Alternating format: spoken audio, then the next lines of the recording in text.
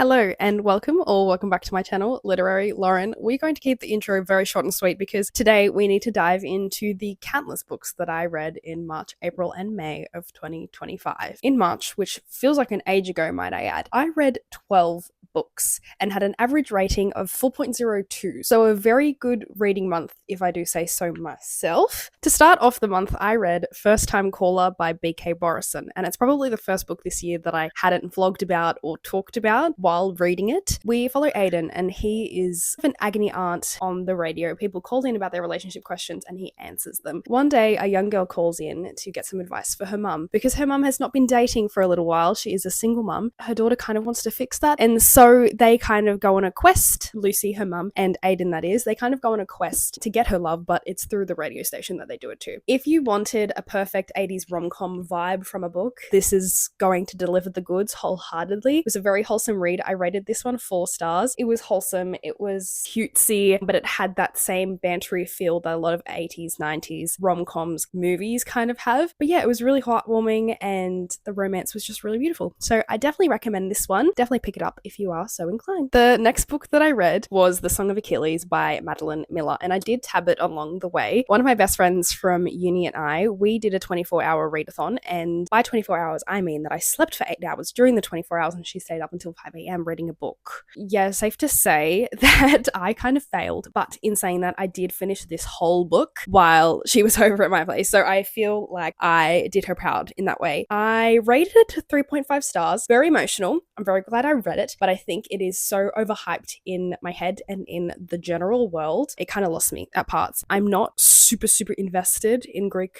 mythology, so because I kind of didn't know who's who in the zoo, I got a bit lost. Was devastated by it, but I didn't shed a tear. Next up is The Foxhole Court, and I flew through these. I basically purchased all of them when The Golden Raven came out. I was just like, you know what, they're cheap on Kindle, I'm just gonna buy all of them. I started reading them when I was getting a little bit sick, and if you know me, when I'm sick, all I do is read and bed rot. So that was basically what happened. Basically, check all of the trigger warnings before going into these books because they are heavy, they are dark, they are hard to read. But The Foxhole Court follows Neil, and he has basically been picked up by an XE team, which is a mix between lacrosse and hockey, a very violent sport. He's joining this college team. They're kind of the underdogs. They all have a backstory or a traumatic past, I suppose, and they're all kind of thrown into a team together. The found family elements, the camaraderie, you hit the sweet spot and you are feeling for the characters. So that's the first trilogy. And then you get to The Sunshine Court, which is the fourth one. The fourth one follows different characters in the same world, but we do see those characters in the first trilogy. I'm not going to tell you who it follows because it's kind of a little bit of a spoiler, but that one is heavier again, which is devastating to me. Basically battling with this unreliable narrator situation because you don't know what's true, and you can tell that the narrator themselves are keeping things from you. You know that you are actually disconnected from the main character, even though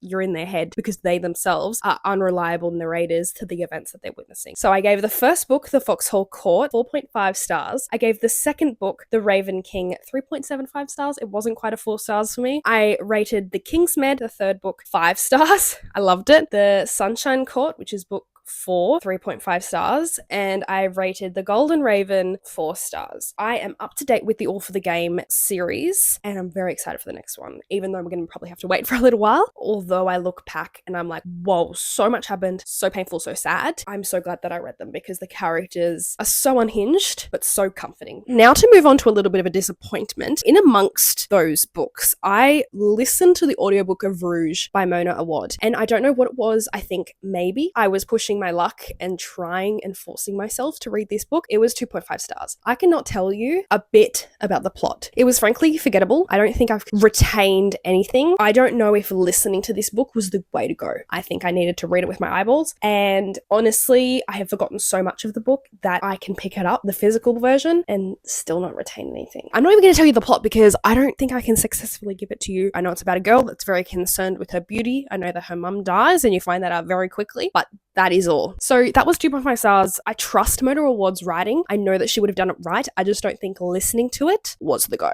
Then we moved on and I did the finishing series TBR takedown video. That is when I pulled Ninth House and Hellbent from my TBR jar and I read the Alex Stern series by Leigh Bardugo. I rated both of them actually 4 stars, which is kind of good that they didn't drop off or pick up. It follows Alex Stern. She's part of a secret society that watches over the other secret societies at Yale University. And something has gone awry. There's been a murder on campus. I think it's on campus. She's not believing what everyone is telling her. She's not listening to the narrative that the police and everyone have strummed together for the mystery itself, so she's investigating it as a murder. And not only that, but her mentor and the person that was meant to aid with looking after the other societies has gone missing. So we're trying to find him, but we're actively getting his perspective from when she first joined the secret society, as well as her perspective, navigating the murder and trying to find Darlington at the same time. I really enjoyed these books. I liked how they were somewhat of an Orpheus and Eurydice retelling. I really liked them. 4 stars a piece. I have been keeping up to date with Leigh Bardugo's socials, trying to figure out if any news is coming soon. But she did say, I think, that there should be news maybe in 2027, or that it will be released, which feels like a long time away. I'm sure it'll come quickly enough.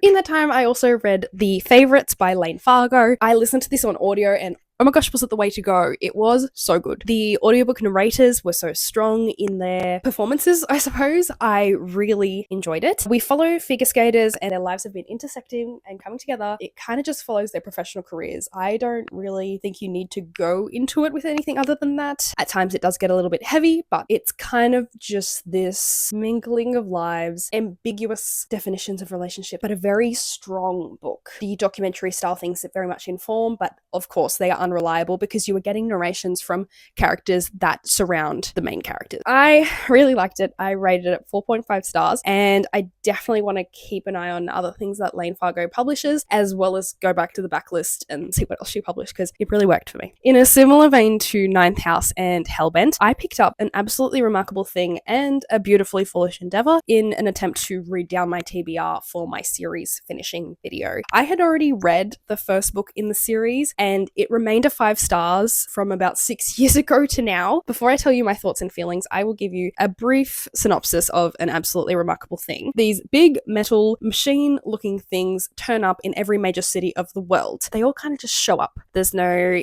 image or CCTV footage of them showing up. They just kind of appeared. The first person to stumble across them is April. She calls up a friend and they make a YouTube video that goes mega viral. And they kind of become the faces of what the Carls represent. They become the spokesperson for the Carls. And she is a progressive individual and thus the Carls are prescribed to the left and being for their presence. April then seizes the opportunity and her newfound fame to speak to world issues, to become a figure, and she becomes very well known. It kind of devolves from there. I think it has very good conversations about not the dangers of social media, but the dangers of being radical on social media and how things that are objectively non-political become political. There's a stark line drawn and you stand on either side of it, and therefore the side that you stand on then informs your whole personality. So I think it was very interesting, the conversations that it brought up. Hank Green is obviously very literate in the social media and trendscape, given that he has been embedded in the culture of YouTube and other things like that for so long. I rated this one 5 stars and I read it in March, and my first book of April was A Beautifully Foolish Endeavor by Hank Green. A Beautifully Foolish Endeavor was less successful for me, unfortunately. I rated it 4 stars. I just didn't really vibe with how supernatural it became. The first book was, yes, supernatural in nature, but it was mainly speculative in the dangers of social media. But this one kind of fell flat for me in that supernatural elements were brought into the fold. Made me feel that the speculative elements of this story were kind of lost because everything seemed unprecedented. It was not something that we were witnessing already, and perhaps we are. Perhaps it was an allegory for how we're using our phones and we're consumed by the world within our phones, but perhaps not. I don't really want to go into spoilers for this one. The world becomes muddy. The speculative to supernatural elements became unbalanced. Definitely not a disappointment. I did really like it. I know we started talking about April very briefly, but to give you an overview, I read 13 books and my average rating was 4 stars. which is rather insane. I had a very successful month, so let's get into the books that I read. After A Beautifully Foolish Endeavor, I went on to read the Chestnut Spring series by Elsie Silver. I will link the video that I did specifically reading these books because it was a super fun time and you kind of just watched me fall in love, but I will give you a very brief overview of my ratings and what I thought of these books. Flawless follows Rhett, who is a hot-headed bull rider, and he's assigned a babysitter, basically, by his marketing PR person. But it just so happens that Summer, who is appointed to him, is the PR person's daughter. He sends her daughter in to babysit him, and they fall in love from there. I rated this one 4 stars. It was a good introduction into the book. I will forever have a vendetta against the graphics that are on the first page of these books. I'm just going to mention it here. To be honest, I was so angry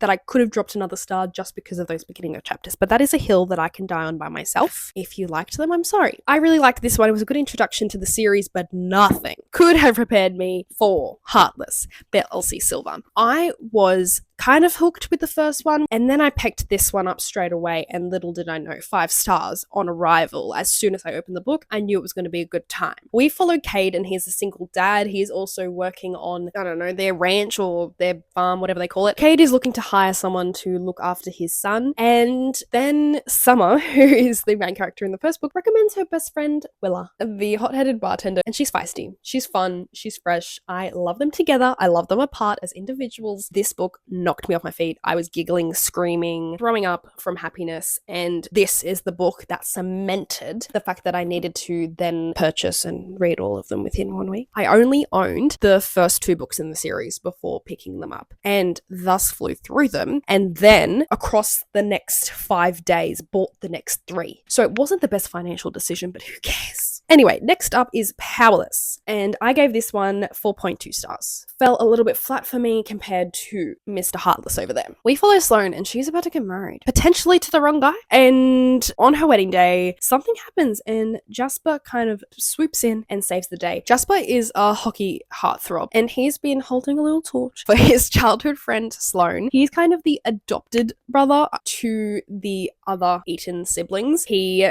came from a pretty shitty household, and thus he was kind of thrust into this family, and Sloane is their cousin, so she would come over for summers and that sort of thing, and they sparked up a friendship from there, and they have always been there for each other since. Little do they know that I hold a torch for each other and that they should fall in love and kiss. So that's their book. I really liked it. I thought it was really sweet, and their relationship felt organic and natural, and I really liked it. Step to the front, Reckless.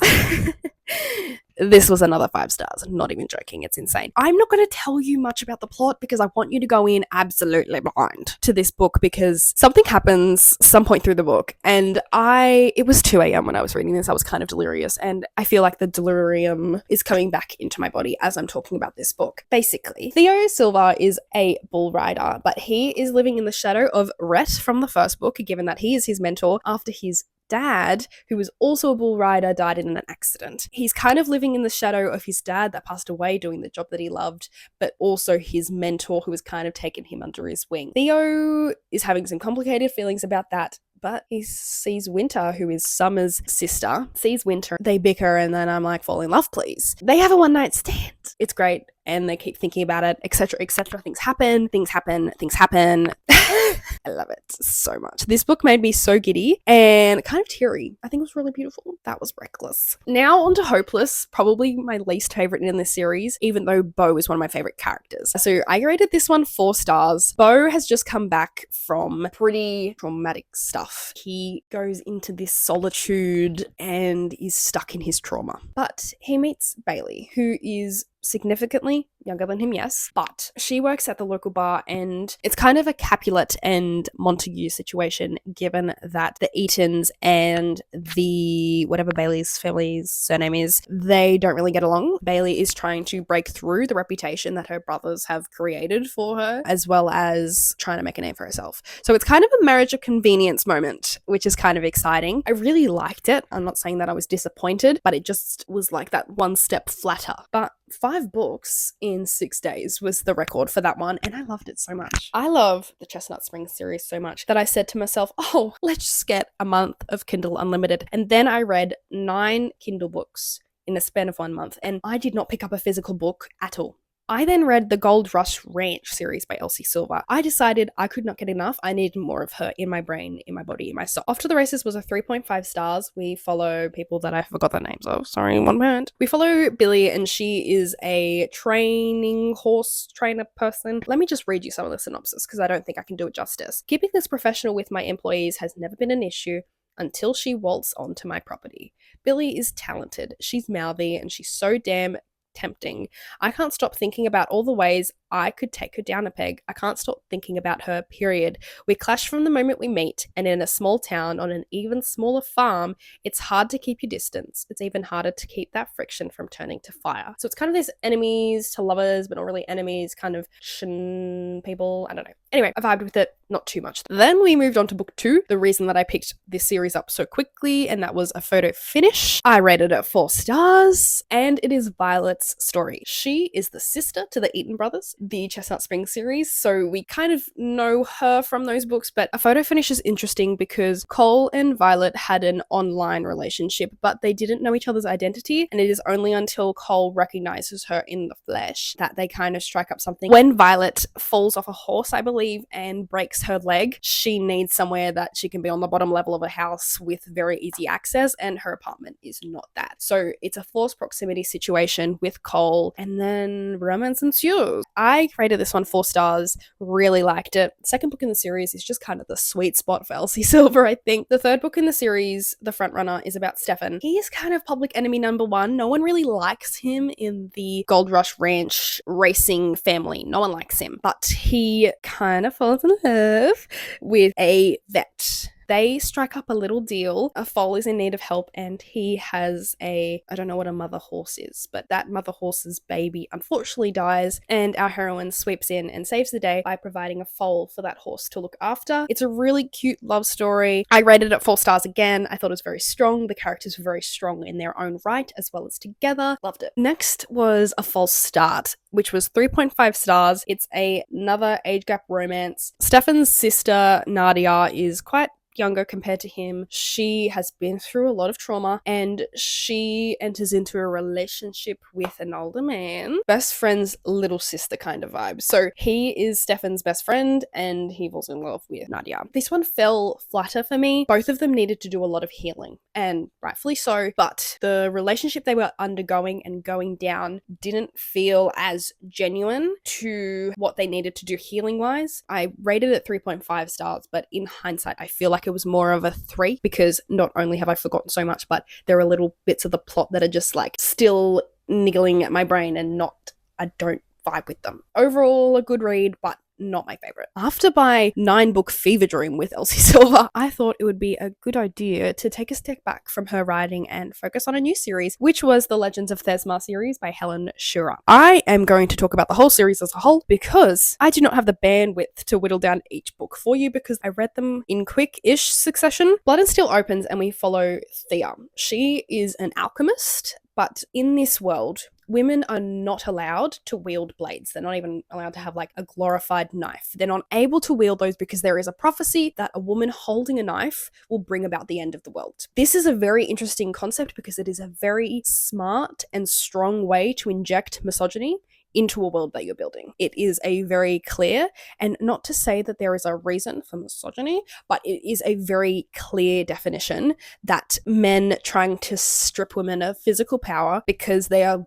scared, cowardly, and it's literally just about one woman wielding a blade, and they have stripped weapons from every single woman in the kingdom. Thea is like, no thanks, and carries a blade on her person at all times. She was given this blade by a war sword, so the highest warrior person you can be, and ever since then she has been determined to become a warrior herself, and she is successful in that. The series then devolves from there. I've got my ratings open here. I rated the first book 3.75. I rated the second one 3. The third one I didn't even rate, probably a 2 at that point. And the final book I rated 2.5. They progressively got worse and worse. It is primarily a romantic series, but the relationship throughout the books was so at the forefront for no good reason. We got to a point where they were romantically and physically involved, and nothing developed past that. By nothing, I mean that we saw the physical aspect of their relationship time and time again with nothing new, with no more plot points, with nothing changing. And so often, I just wanted them to chat. Just have a chat, please. Sit down, put down the swords and speak. It got very tired, and I found myself skipping a lot of the scenes because I was like, where are we going? There's a war going on.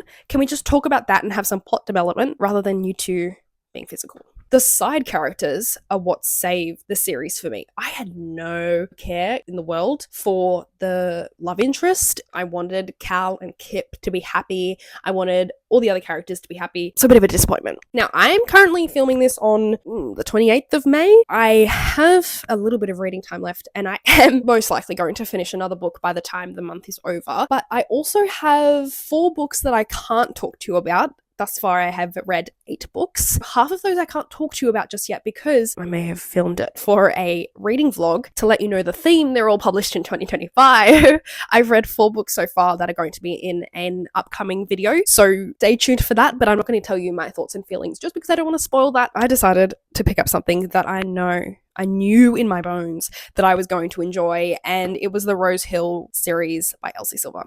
Did I just return to the very author that started the slum territory? I peaked too early and then crushed with the Legends of Thesma series? Yes, probably. It worked. It got me out of the slump. Wild Love was 4.5 stars. We follow Ford, who is a very well-known international producer, and he has had a lot of business success, I suppose, and so he has money. He's rich. All that he wants to do is open a recording studio and find success in the music that he wants to produce. He doesn't want to be governed by popular culture, and so he escapes to Rose Hill to do that. Then we meet his love interest, Rosie, and she is running away from the city after being fired for very nefarious reasons. She is kind of licking her wounds but coming home, and she is staying on her brother's property. This is also a brother's best friend situation, but also a childhood crush situation. They have always bickered, but they have never really admitted their feelings to each other. In this, they do. It was really cute. 4.5 stars, not exactly the height of my reading journey, but yeah, really vibed with it. The next one in the series, Wild Eyes by Elsie Silver, was a 4-star read. Didn't quite live up to the second book in the series potential that the other books did, because it's really not my favorite in the series, but we follow Weston, and he is Rosie's brother. He's a single dad to 2 kids. Skylar comes into town because she has been wanting to produce an album with Ford, but the studio isn't really up and running yet. So she has to crash at Weston's place, and thus a little bit of a force proximity thing starts happening. Their meet cute is like a meet terror. But it's really fun. So, not fun, but scary, but good. I really, really enjoyed this one. In hindsight, it probably is a higher rating. I missed the punch. I really wanted to see Skylar record the music and find healing in making the music that she had come to Rose Hill to produce. We didn't see any of that, and I wish we could get more time doing that with her, because I think it was a very instrumental part of her healing. Now, the very last book that we are going to be talking about today is Wild Side by Elsie Silver. And sorry to end on a somber note, but this book is very heavy, but I did rate it 4.5 stars. It was a very lovely love story. We are following Tabitha, and her sister Erica has just died of an overdose. This is a book I would definitely track trigger warnings before going into it. She has then taken in her 3-year-old or younger nephew. She assumed that she would be the primary caregiver for this child, but her sister, unknowingly to her family, signed over custodianship or guardianship over to Reese, who was Erica's neighbor. They are both navigating their grief, and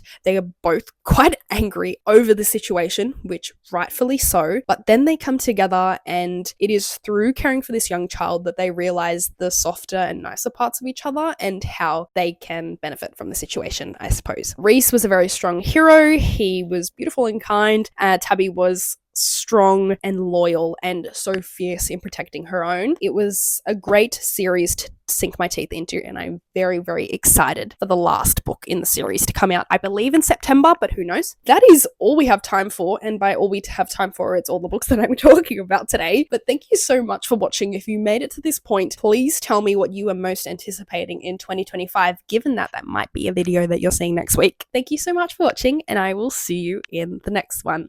Bye!